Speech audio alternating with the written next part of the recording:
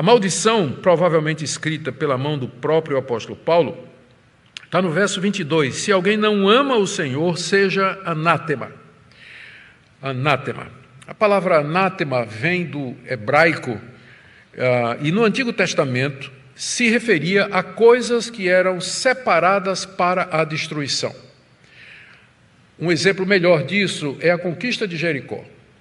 Josué chamou os soldados e disse: quando tomarmos a cidade de Jericó, vocês não vão pegar nada de precioso, porque é anátema. Tudo aquilo foi destinado a ser destruído. Vocês vão destruir tudo, não poupa absolutamente nada. E o pecado de Acã foi exatamente que ele tomou das coisas que eram anátemas, que tinham sido separadas para a destruição irrevogável. E ele tomou das coisas proibidas, diz lá Josué capítulo 7, né? Ele tomou das coisas proibidas. Então a palavra anátema se referia a tudo aquilo que era destinado por Deus para ser destruído irrevocavelmente. O destino final era a destruição. Paulo aqui traz essa maldição sobre todo aquele que não ama o Senhor. Não pode estar se referindo aos descrentes. Porque, na verdade, com relação aos descrentes, a gente quer ganhá-los através da pregação do Evangelho. Nós não os consideramos como malditos destinados à perdição, porque enquanto eles estão vivos, existe a possibilidade de se arrependerem, crerem no Evangelho e serem salvos.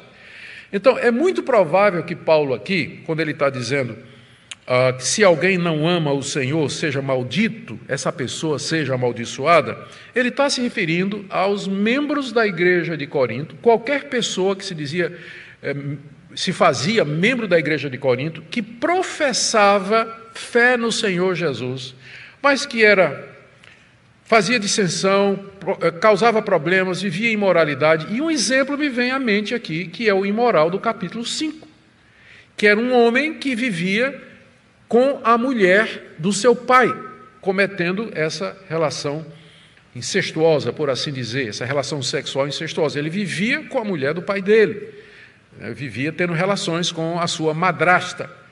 E Paulo entrega essa pessoa a Satanás, que seja entregue a Satanás, para que ele seja destruído na carne, sofra sofrimentos, passe por sofrimentos e provações, mas que o espírito seja salvo no dia do Senhor Jesus.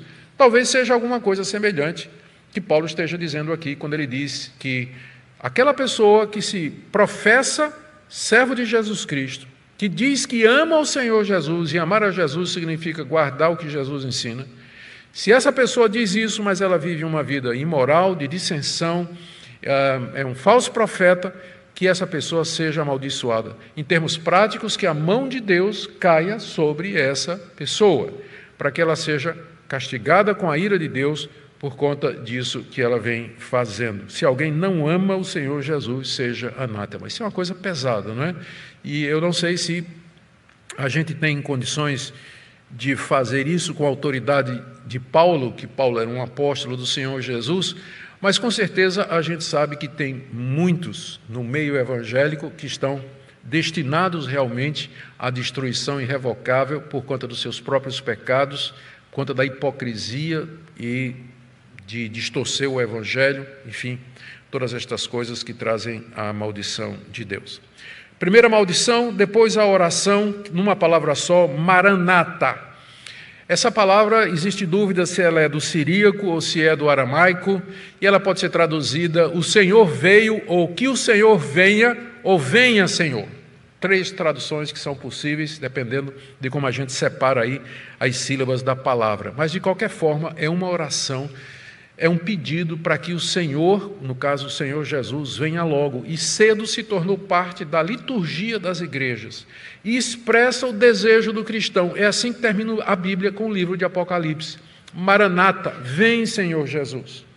Expressa o desejo que o crente tem de que o Senhor Jesus volte logo, trazendo a consumação da história da redenção e o fim desse mundo como nós o conhecemos, introduzindo assim o período eterno, o estado eterno de glória e gozo para os cristãos no novo céu e na nova terra.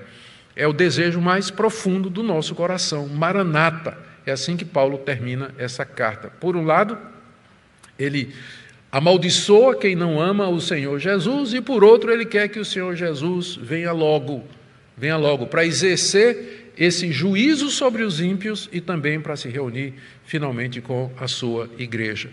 E para deixar claro de que ele não está amaldiçoando aquela igreja difícil, complicada, como um todo, Paulo termina com uma bênção no verso 23 a 24. A bênção pede duas coisas. Primeiro, a graça do Senhor Jesus esteja com vocês.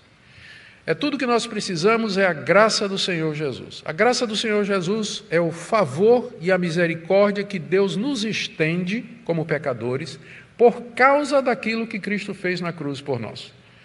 Se Cristo não tivesse feito o que Ele fez na cruz por nós, e Deus fosse nos tratar como nós merecemos, nós todos estaríamos debaixo da maldição do verso 22. Nós não amaríamos o Senhor Jesus e estaríamos destinados irrevogavelmente à destruição eterna no fogo do inferno.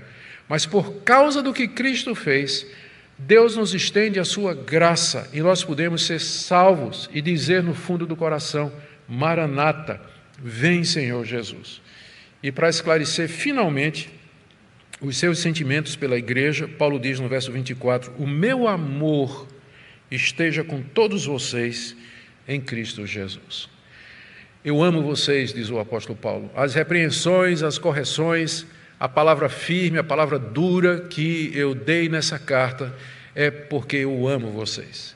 Eu sei que vocês são povo de Deus, igreja de Deus. Há alguns no meio de vocês que são anátema mesmo, e que são falsos mestres, são falsos cristãos. Deus vai cuidar deles. Vocês são cabeçudos, teimosos, complicados, mas são a igreja de Deus. E eu amo vocês e que meu amor esteja com vocês em Cristo Jesus. Amém.